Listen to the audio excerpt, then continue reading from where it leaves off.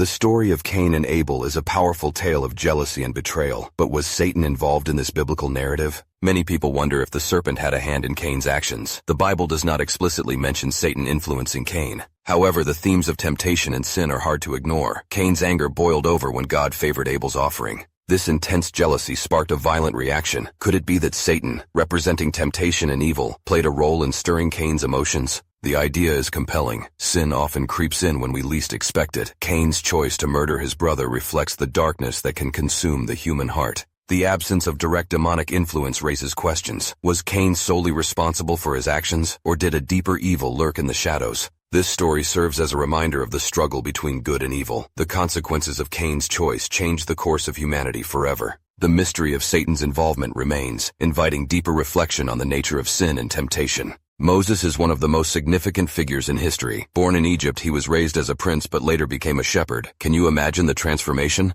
He encountered God in the form of a burning bush, which changed everything. This moment marked the beginning of his mission to free the Israelites from slavery. Moses performed incredible miracles, like parting the Red Sea. This dramatic event allowed the Israelites to escape Pharaoh's army. But did you know he also received the 10 Commandments on Mount Sinai? These laws have shaped moral codes for centuries. Moses spent 40 years leading his people through the wilderness. That's a long time to wander. Despite his challenges, he remained a steadfast leader. Interestingly, he never entered the Promised Land himself. Instead, he viewed it from a distance before passing away. His story is filled with bravery, faith, and perseverance. Moses is not just a religious figure. He represents hope and liberation. His legacy continues to inspire millions around the world. What lessons can we learn from his extraordinary journey? The Bible is a collection of texts written by various authors over centuries. Its origins are fascinating and complex. The Old Testament, or Hebrew Bible, includes writings from prophets, kings, and scribes. Imagine the dedication it took to preserve these stories through oral traditions before they were ever written down.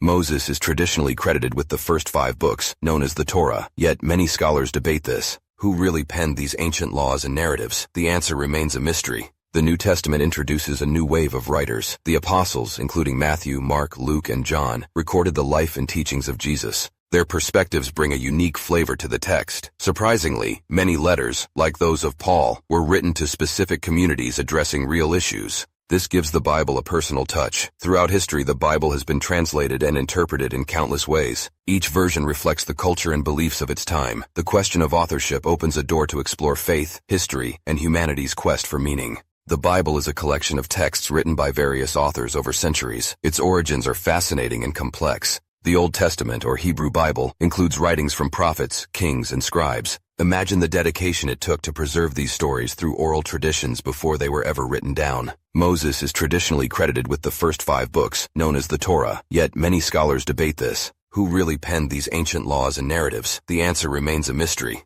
The New Testament introduces a new wave of writers. The apostles, including Matthew, Mark, Luke, and John, recorded the life and teachings of Jesus. Their perspectives bring a unique flavor to the text. Surprisingly, many letters, like those of Paul, were written to specific communities addressing real issues. This gives the Bible a personal touch. Throughout history, the Bible has been translated and interpreted in countless ways. Each version reflects the culture and beliefs of its time. The question of authorship opens a door to explore faith, history, and humanity's quest for meaning.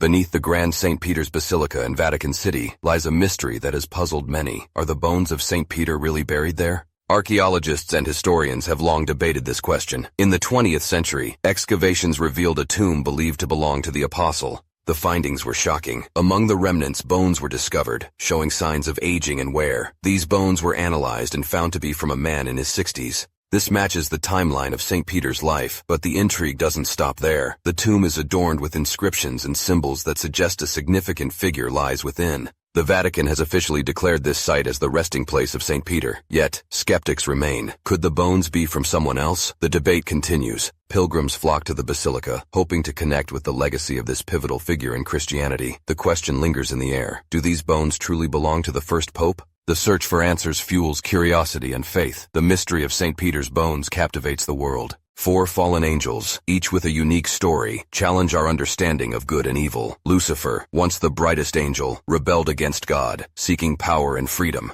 His fall from grace turned him into the ruler of darkness. Then there's Azazel, who taught humanity forbidden knowledge, leading to chaos. His desire to enlighten turned into a curse. Next is Samyaza, who led a group of angels to descend to earth, drawn by human beauty. Their union brought about the Nephilim, a race of giants, forever altering the world. Lastly, there's Iblis, who defied God's command to bow to Adam. His refusal marked the beginning of eternal enmity. These angels symbolize the struggle between ambition and obedience. Their stories echo throughout history, reminding us of the consequences of rebellion. They challenge us to ponder the fine line between light and darkness. Are they villains or tragic figures of lost potential? The tales of these fallen angels provoke deep questions about morality, free will, and the nature of redemption. Their legacies continue to haunt our myths and beliefs, captivating our imagination and stirring our souls. What lessons can be learned from their choices?